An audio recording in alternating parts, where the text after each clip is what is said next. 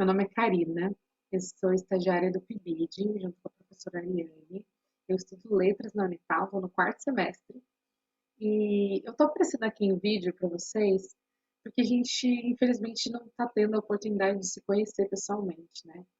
A gente está passando por esse momento turbulento e maluco na história da educação no país, e no qual a gente tem que se encontrar, assim, por vídeo, por chamada, pelo Zoom, ou às vezes a gente se conhece só mesmo por um ícone, né, no Google Classroom, a gente vê algumas fotos, mas eu acho que quando a gente vê por vídeo, assim, eu me sinto pelo menos um pouco mais próxima de vocês. Eu queria que a gente tivesse essa oportunidade, essa proximidade, de viver isso na escola. Mas quem sabe a gente consiga se conhecer ainda. Mas eu quis fazer esse vídeo para que vocês possam me ver e para que eu possa explicar melhor a proposta para vocês desse trabalho que vai ser muito legal. Eu espero também poder ter a resposta de vocês, se vocês quiserem comentar, comentar tanto no vídeo, comentar aqui na publicação do Google Classroom. Eu vou ficar muito feliz de ver a resposta de vocês. Infelizmente, eu não vou poder ver vocês, mas seria muito legal a gente ter essa comunicação. Bem, esse trabalho e essa proposta que eu quero mostrar para vocês, eu estava estudando sobre diversidade indígena na faculdade e eu percebi que no meu ensino médio eu não aprendi essas coisas e eu não tive a oportunidade de conhecer tanta cultura indígena quanto eu tive agora. Então, eu estou querendo trazer para vocês esse olhar da figura do índio no romantismo que vocês estão estudando nesse ano. Então, gente, esse trabalho, essa proposta é sobre a figura do índio construída durante a história do Brasil. E essa é a parte um. Para os vídeos não ficarem muito longos, eu dividi em três partes, para que a gente possa conversar sobre isso, vocês possam refletir e fazer as atividades também propostas, tá bom? E eu quero reiterar, gente, que esse trabalho foi realizado com muito carinho, muito respeito pelas diversas culturas indígenas que existem ainda aqui no Brasil e para que vocês possam conhecê-las e para que vocês possam também se apaixonar por elas, assim como eu. Bem, mas antes da gente começar a falar de fato dos indígenas, o que era essa terra Brasil antes da chegada dos portugueses? E a gente acaba aprendendo na escola de que o Brasil foi descoberto, não é mesmo? Mas a Terra Brasil, o continente americano, ele já estava aqui anteriormente. E já existiam pessoas aqui anteriormente, muito antes dos portugueses. A história do Brasil ela começou a ser escrita a partir da chegada dos portugueses aqui. Mas e as pessoas que estavam aqui antes? Como que elas viviam? Quem elas eram? Da onde elas vieram? Da onde elas surgiram? Né? Então, o que eu quero trazer para vocês agora é o que era essa terra, a Terra Brasília, antes da chegada dos portugueses. Né? Então, aqui no Brasil viviam o número correto, hoje em dia, eles usam um número aproximado de 5 milhões de indígenas, né? Que eram divididos em diversas culturas, línguas e hábitos que viviam aqui na terra do Brasil. Para a gente entender isso, eu vou trazer um pouquinho de história, um pouquinho de geografia, um pouquinho de tudo para a gente entender como que essas pessoas chegaram aqui. Então, a primeira parte do nosso trabalho, desse nosso projeto, é simplesmente essa parte histórica para contextualizar de onde vieram essas pessoas. Mas um resumo muito rápido, o ser humano ele surgiu aqui no mundo, lá na África, cerca de 200 mil anos atrás, é muito tempo. Então foram evoluções e evoluções do ser humano para que ele chegasse até hoje, a maneira de como a gente é, o nosso crânio, a nossa mandíbula, né? A gente acaba estudando isso na escola, que antes a gente tinha uma dificuldade maior de ficar em pé, mas precisava de uma mandíbula maior para poder se alimentar de coisas é, muito duras, e depois com a descoberta do fogo, eles puderam começar a cozinhar, eles tiveram utensílios, então o cérebro do ser humano se desenvolveu tanto que a gente é uma nova espécie, e hoje a gente tem a possibilidade, por exemplo, de estudar para um computador de uma internet que vem do ar, assim, né, que é o Wi-Fi, por exemplo. Olha só que interessante a nossa evolução durante milhares de anos, né? E com essa revolução, a gente passou do continente da África, quando tudo era muito juntinho na Pangeia, era possível que o ser humano passasse andando da África para a Europa, para a Ásia. E em determinado momento, o Estreito de Bering, eu vou mostrar para vocês, olha aqui, ó. O ser humano nasceu aqui na África e ele foi passando para a Europa, passou para a Ásia, para a Sibéria. E olha aqui, entre essa parte da Ásia e essa parte do continente americano, no Alasca, existe o Estreito de Bering. Eu vou mostrar para vocês aqui. O Estreito de Bering. E vocês conseguem ver, gente, que aqui ele é mais claro, o mar, vocês conseguem ver, ó. Isso significa que o mar aqui ele é mais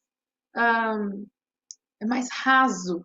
Então, na última época do gelo, quando tudo estava muito gelado, o mar era mais baixo, foi possível que houvesse uma passagem de terra por aqui. Então, as pessoas saíam do continente asiático e passavam para o continente americano. Legal, né? Isso aconteceu de milhares de anos atrás. Na verdade, a teoria é de que os primeiros habitantes chegaram aqui há 15 mil anos atrás, por essa passagem, né? Que foi a época da Era do Gelo, existiam mamutes e tudo mais, daí as pessoas passaram para cá. E foi assim que o território americano foi habitado. E a primeira, os primeiros vestígios das pessoas aqui no território americano é da cultura Clovis, que encontraram lá no Novo México, nos Estados Unidos, olha aqui. Então, encontraram lá carcaças de mamute e também essas evidências de tecnologia e do feitio de coisas, né? Seja de utensílios, seja de para caça, né? E então, hoje a gente pode até ver algumas semelhanças, por exemplo, do povo da Mongólia, que é lá da Ásia, e os povos, por exemplo, Guajajara, difícil de falar, né? O povo Guajajara do Brasil, olha só, o olho é bem parecido, o formato do rosto. Então, existe essa teoria mesmo de que passaram asiáticos para o continente americano para povoar aqui. E aí, gente, essa teoria ela caiu por terra quando foi descoberto o crânio da Luzia. Vocês já ouviram falar da Luzia? Lembra aquele museu que pegou fogo no Rio de Janeiro, que era o Museu Nacional? A Luzia estava lá. A gente acabou perdendo muitas é, dessas riquezas históricas que a gente tem no Brasil com esse incêndio, infelizmente. Mas a Luzia, ela é um crânio que ela foi encontrado de uma mulher que viveu há cerca de 13 mil anos nesse sítio arqueológico da Lapa Vermelha que fica em Minas Gerais. Esse crânio foi encontrado na década de 70 por uma brasileira e aí a cultura Clovis caiu por terra porque quando encontraram a cultura Clovis, eles viveram há 14, 15 mil anos atrás. E era humanamente impossível que o ser humano tivesse passado da América do Norte até a América do Sul em 2 mil anos, né? Porque eram gerações e gerações de pessoas passando por lá e, enfim.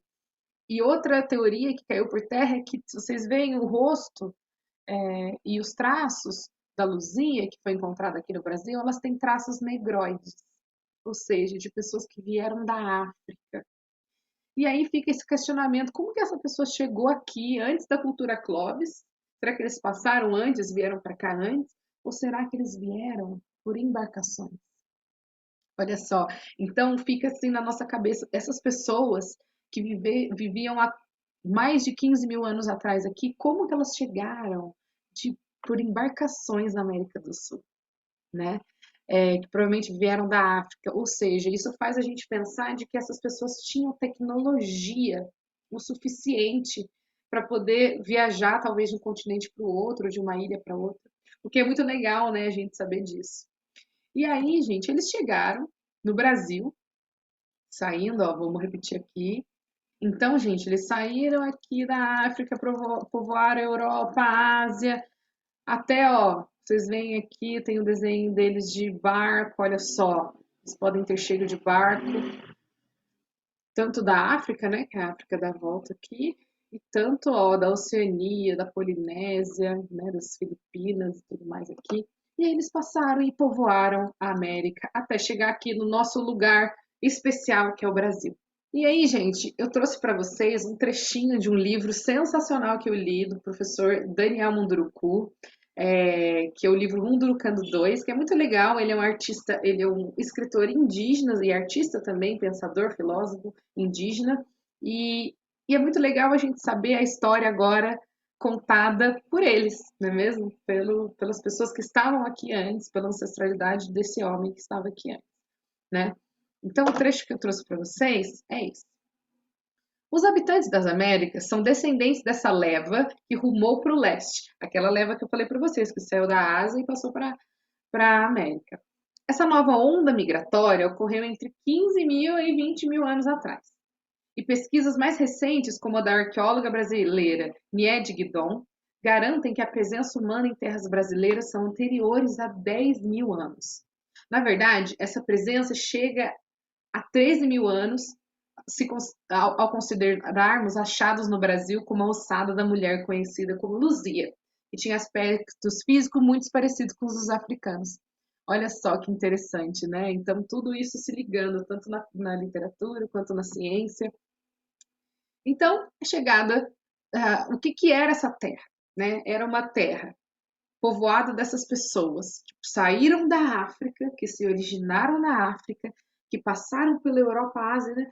E chegaram aqui de forma misteriosa. A gente não sabe ainda, existem teorias, mas infelizmente a gente não consegue saber o que, que é verdade, né? Mas a gente se apoia na ciência para isso sempre. Né? Então, a estimativa é que chegaram na Bahia e no Piauí entre 20 a 50 mil anos atrás, né? E aqui existiram de 8 a 3 milhões de indígenas. Então, o número mais aceito hoje é que 5 milhões, que fica aí entre 8 e 3, né?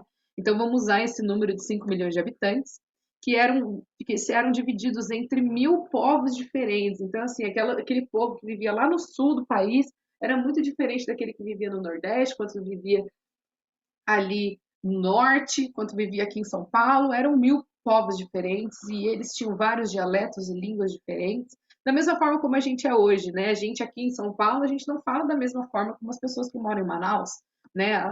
O jeito de falar é diferente. O nosso sotaque é muito diferente do carioca, por exemplo, né? Então a gente tem essa diversidade até hoje.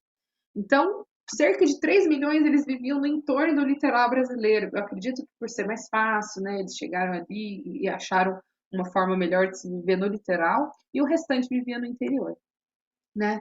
E aí, gente, com a chegada dos portugueses, a gente sabe o que aconteceu, né?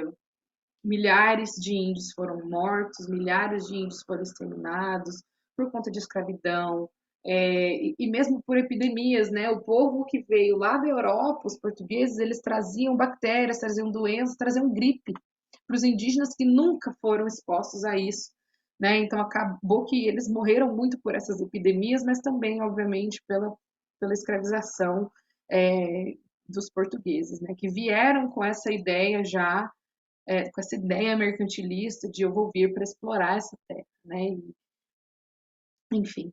E aí, obviamente, vieram também a Companhia de Jesus para cá, que foi enviada pela coroa portuguesa para que pudesse tanto criar as primeiras escolas aqui no Brasil para catequizar esses índios, para aprender também sobre a cultura deles. A gente sabe de muitas figuras jesuítas que eles aprenderam o tupi-guarani e eles até incorporaram na língua,